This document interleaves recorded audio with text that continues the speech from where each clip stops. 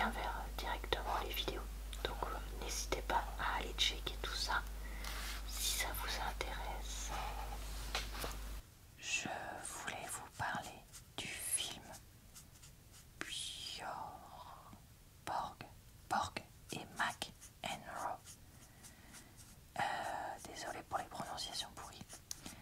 Qui est donc un biopic sur deux joueurs de tennis dont je viens d'essayer de citer le nom, je ne vais pas répéter pour éviter de m'enfoncer, qui se sont affrontés lors d'un match célèbre en 1980 à Wimbledon. Alors, étais-je né en 1980? Non. Donc, connaissais-je cette histoire? Pas vraiment, je connaissais de nom, mais sans plus. Du coup, quand j'ai pu emprunter ce DVD, eh ben, je ne me suis pas gênée. Qu'est-ce que j'ai pensé du film? Alors, j'ai trouvé pas mal le film dans le sens où il raconte ce qu'il s'est passé pendant donc la fameuse finale, mais il revient aussi sur l'enfance des deux joueurs et ce qui les a amenés là. Et on a donc une alternance entre le fameux tournoi de Wimbledon de 1980, les premiers matchs, etc., où on voit un peu de tennis, mais pas tout. Puis, en même temps, on a donc leur vie passée. Et après, on a,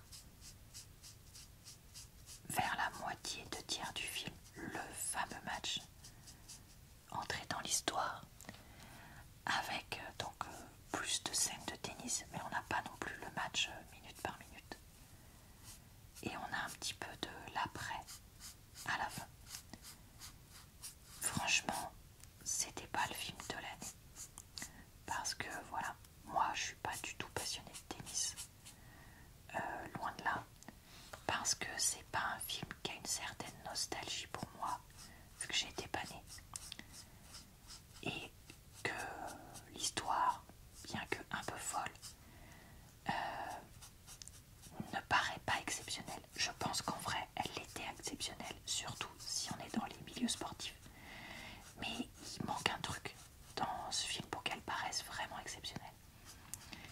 Et les joueurs sont, je révèle un petit truc, mais tellement névrosés que ça empêche d'avoir une totale empathie pour eux.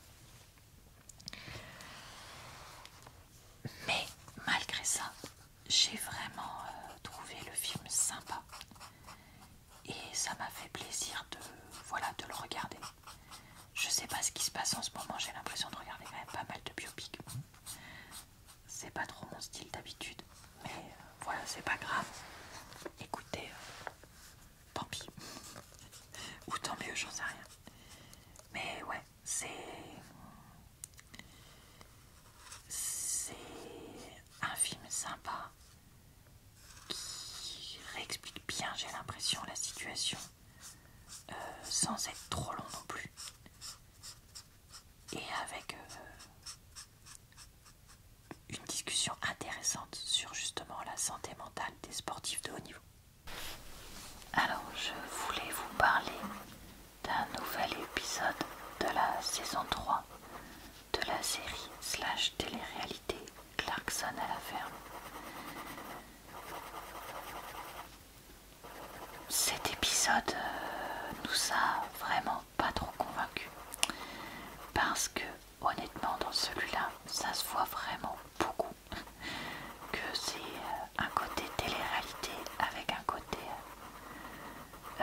monté toute pièce, notamment quand Caleb allait savoir pourquoi tacle les travailleurs du bâtiment, ou quand Clarkson veut vendre 10 livres, un petit pot de soupe à l'ortie. Je me dis vraiment, si c'est pas pour faire du buzz ces trucs là, pourquoi est-ce que c'est là quoi? Et l'un comme l'autre avec mon chéri, c'est pas la première fois qu'on voit ça dans cette série là, mais c'est juste que ça devient vraiment trop gros des fois quoi.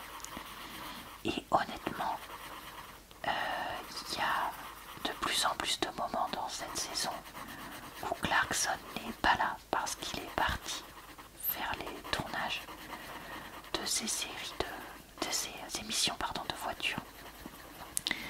Et ça c'est pareil, il y a un moment où je me dis bon bah tu peux pas être partout à la fois, donc voilà, je peux comprendre qu'il ait besoin de sous aussi pour financer toutes les bêtises qu'il fait dans sa ferme, parce qu'il fait beaucoup de bêtises. Mais bon, c'est un peu... Enfin, c'est un peu récurrent, quoi, là. Après, je sais pas, j'ai du mal à me rendre compte vraiment de la quantité de ça, mais bref. Donc voilà, écoutez, un épisode qui nous a laissé un peu mitigé. Mais je pense qu'on regardera quand même celui d'après, parce qu'on n'est pas non plus dégoûté quoi. Ah bah c'est tout fou, super. Je voulais vous parler du film Un petit truc en plus que je suis allée voir au cinéma pendant la fête du cinéma vu qu'il était encore à l'affiche. C'est un film dont j'avais entendu parler puisque c'est un film qui a fait énormément d'entrées, ce qui est pas toujours le cas pour les films français, surtout vu que c'est un film avec des acteurs en situation de handicap mental. Donc l'histoire c'est un père et son fils qui sont braqueurs, qui se retrouvent à se cacher dans un groupe d'adultes handicapés pour échapper à la police. Alors qu'est-ce que j'ai pensé de ce film?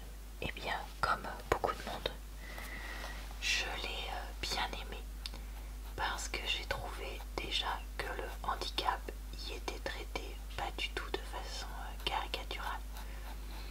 J'avais un peu peur de ça, même si j'avais entendu que c'était bien, mais en fait oui, c'est vraiment très bien. On reconnaît que les personnes sont en situation de handicap, mais sans les discriminer de quelque façon que ce soit. Le film est vraiment drôle parce qu'il y a des situations qui sont drôles. Il y a le running gag d'une des personnes accueillies par le centre qui se prend toujours des trucs dans la tronche, et un des pensionnaires qui crie tout le temps des gros mots, et vraiment il y a des fois c'est super drôle. Et voilà, l'histoire est mignonne. Alors c'est clairement un film type feel good, dans le sens où tout est bien qui finit bien entre guillemets. On le sait dès le début avec des situations qui sont jamais trop compliquées, et donc voilà, c'est assez enfin, il y a quand même un certain nombre de choses qui sont assez un peu mises sous le tapis, voilà, on va dire ça comme ça, même si elles peuvent être mentionnées, notamment l'histoire d'amour d'Alice. Voilà, moi j'ai trouvé que c'était un peu trop facile de faire ce qui a été fait. Le film ne se prétend pas parfait, donc bon, tant mieux. Mais voilà, c'est sûr qu'on ne peut pas tout avoir. Globalement, j'ai quasiment pas vu le temps passer. J'ai passé un vraiment bon moment. Donc écoutez, c'est déjà bien. Et surtout, je sais que c'est le genre de film que j'aurais plaisir à voir ou à revoir plutôt, parce que je l'ai déjà vu, je suis stupide, d'ici 1 ou 2 ans, quand j'aurai un peu oublié ce qui se passe. Ça me fera plaisir de le regarder et de me changer les idées avec, tout simplement. J'ai regardé le 5e épisode de la saison 2 de Bridgerton, après avoir fait une pause dans ma consommation de cette série. Je dois vous avouer que je trouve que l'épisode est intéressant parce que certaines personnes commencent à avouer leurs sentiments. Mais le problème, c'est que je trouve que ça sort quand même un peu de nulle part. Et ça commence à faire un moment que j'ai lu le livre, mais j'ai l'impression que dans le livre, il y avait plus d'attirance physique et que ça pouvait justifier le développement de leurs sentiments, enfin justifier. On s'entend, mais voilà. Donc ouais, écoutez, je sais pas trop. Après, je trouve quand même que les acteurs sont vraiment plutôt bons cette saison-là et que l'histoire fait beaucoup moins, ne fait pas trop ennuyeuse. On voit quelques personnages secondaires, notamment deux autres des garçons Bridgerton, et franchement, ils ont l'air vraiment 0% intéressants, je trouve. Là, dans l'épisode, ça donne vraiment pas envie d'en savoir plus sur eux. Et de me dire que derrière, il y a la saison 3 sur Colin. J'ai aucune envie. Enfin, j'ai pas du tout envie de la regarder pour l'instant. Après, je verrai si je le ferai ou pas.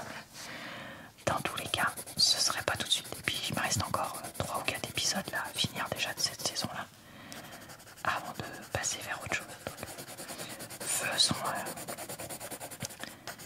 faisons chaque chose en son temps. Non, oui, chaque chose en son temps et on verra le reste après. J'ai voulu tester le film français Parents d'élèves, puisque je me suis dit, après tout, c'est une comédie sur les parents des enfants.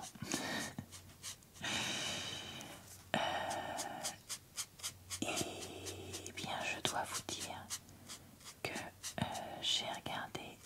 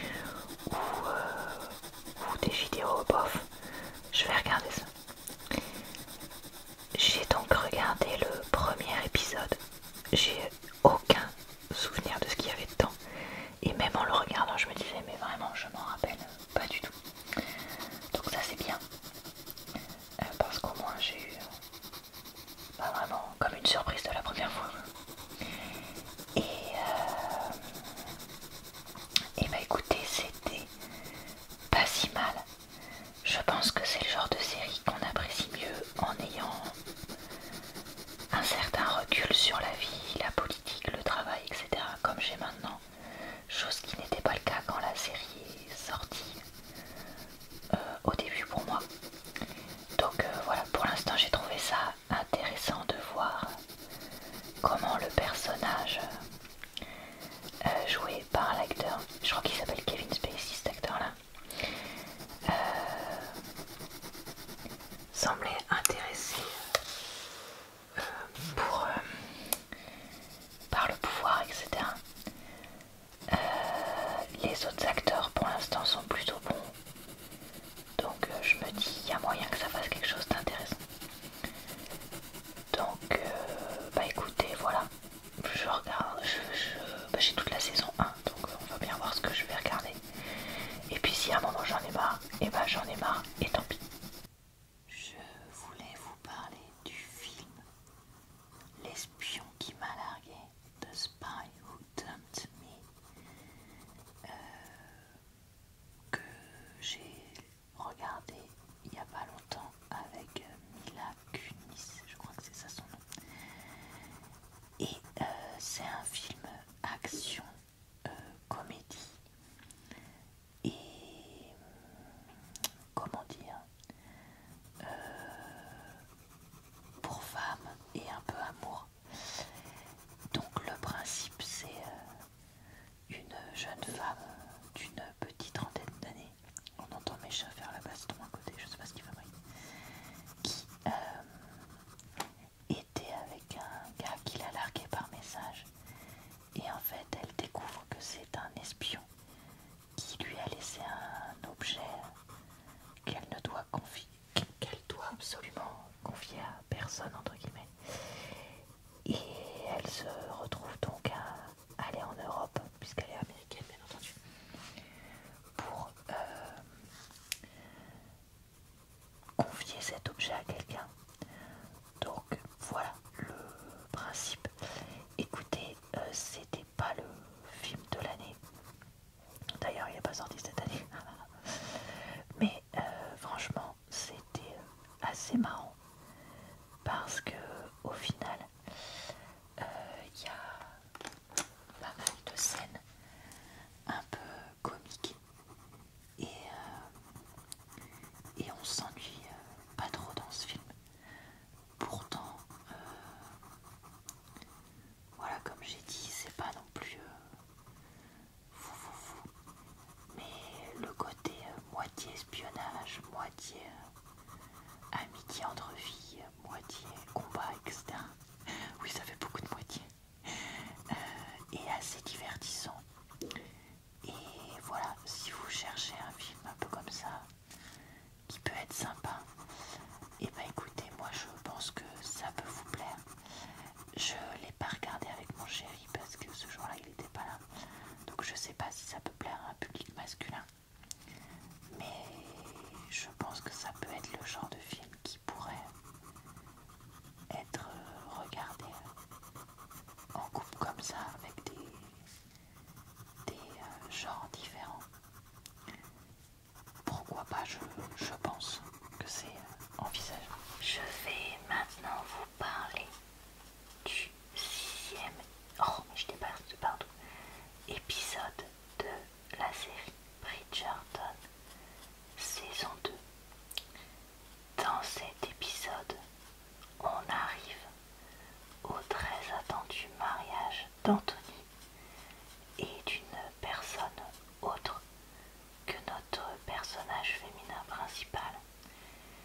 Et en fait, le mariage ne va pas se dérouler comme prévu. Heureusement pour eux, puisque, comme je vous le disais, ils ont enfin reconnu leurs sentiments et ils viennent d'éviter une grosse erreur qui leur aurait beaucoup coûté émotionnellement. Alors, j'ai trouvé que, honnêtement, les scènes étaient pas mal faites. Par contre, le personnage qui devait se marier avec Anthony, je ne vais pas révéler qui c'est au cas où, je trouve que l'actrice est pas exceptionnelle et qu'elle fait vraiment très cruche. Et ça, c'est vraiment un problème, je trouve, avec les actrices qui ont été choisies et même la réalisation.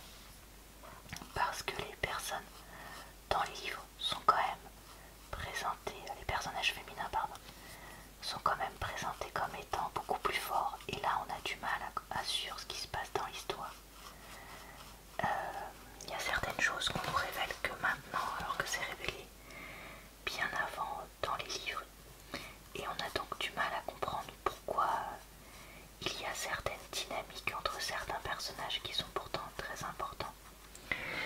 Mais une fois qu'on a mieux compris leur relation, on comprend mieux, comment dire, pourquoi certaines actions sont menées, etc. Et donc bref, là, c'est un peu, je trouve que c'est un peu, enfin, cet épisode était bien, mais parce qu'il s'y passait, mais il aurait pu être très bien s'il y avait eu des choix scénaristiques légèrement différents et le choix d'une actrice différente notamment. Et pour une fois, c'était pas Daphne Bridgerton. J'ai testé un animé parce que ça faisait une éternité que j'en avais pas regardé et je me suis dit bon, tiens, ici j'en regardais. Donc par hasard sur Amazon, je suis tombée sur Bibliophile Princess. L'histoire, c'est dans un pays qui ne semble pas être le Japon, dans un siècle qui ne semble pas être le nôtre. Un prince propose à une princesse de rang inférieur de devenir sa fausse fiancée pour être tranquille auprès de la gente féminine et elle pour qu'elle puisse profiter de tous les livres qu'il y a dans la bibliothèque royale. Bon, après tout, pourquoi pas, mais je me suis ennuyée, mais alors ennuyée dans ce premier épisode, mais vraiment, mais 20 minutes où il se passe rien quoi, mais rien du tout. C'est ultra caricatural, bon jusque là pas étonnant, mais par contre ce n'est pas du tout cohérent. Un prince qui a des fiançailles qui durent 4 ans sans rien derrière, ça me paraît impossible. Une princesse qui se fait parler comme une grotte par le bibliothécaire, impossible également. Ils passent leur temps à se voir sans chaperon, que ce soit elle avec d'autres jeunes hommes, donc les gardes, elle avec lui, etc. 100% mais impossible. Et vraiment, déjà, voilà, c'est caricatural parce que ça sent l'histoire d'amour niaiseuse à plein nez. Mais alors avec ça, ça en devient complètement risible, je trouve. Et donc vraiment, voilà, j'ai pas du tout accroché. Je pense même pas regarder un deuxième épisode, à part si vous connaissez et que vous me dites que ah non, il faut absolument que je regarde parce que ça devient passionnant par la suite. Mais là, je crois que pour l'instant, ça me semble mort. Après, c'est pas grave. Je suis contente d'avoir essayé quand même au moins un épisode. Au moins, je suis fixée. Et je voudrais essayer d'autres animés. Mais là, je connais pas grand chose. Donc, faudrait que peut-être des suggestions pour moi. J'ai testé le premier épisode de la série The Young Pope avec Jude Law, fait par Canal Plus en 2015-2016, quelque chose comme ça. Alors le principe c'est, on suit donc le personnage principal qui vient d'être nommé, élu, je crois qu'on peut dire ça, pape. Et donc c'est un épisode très bizarre parce que eh bien le personnage est vraiment super bizarre, moitié tyrannique et voulant tout savoir sur tout le monde, moitié comment dire, on a des espèces de moments où on voit comme ses pensées passer, ses souvenirs, etc. Et il sait pas comment le dire autrement que un peu dérangé et surtout pas du tout classique pour un homme d'église. D'ailleurs, la scène qui termine l'épisode, il semble révéler quelque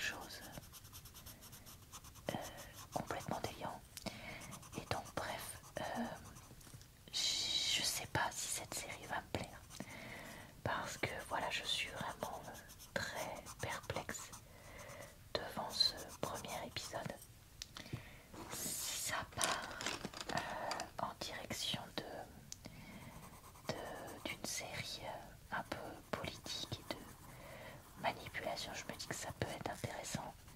Si ça part dans du barjo, je sais pas si ça va me convenir perso. Donc bah écoutez, il va falloir que je teste au moins l'épisode 2, ça c'est sûr, avant de pouvoir avoir un avis plus complet. Mais voilà ce que j'en pense pour le voilà. Et bien écoutez, cette vidéo est maintenant terminée. J'espère qu'elle vous a plu, relaxé et diverti. Je vous retrouve très très vite pour une nouvelle vidéo de coloriage et avis. Si vous aimez m'écouter, raconter mon avis sur différentes choses, sachez que vous pouvez aussi retrouver sur ma chaîne des vidéos d'avis de livres et de podcasts. Donc n'hésitez pas à aller regarder ça. Je vous souhaite donc une bonne soirée, une bonne nuit ou une bonne journée. Et je vous dis à très bientôt dans une prochaine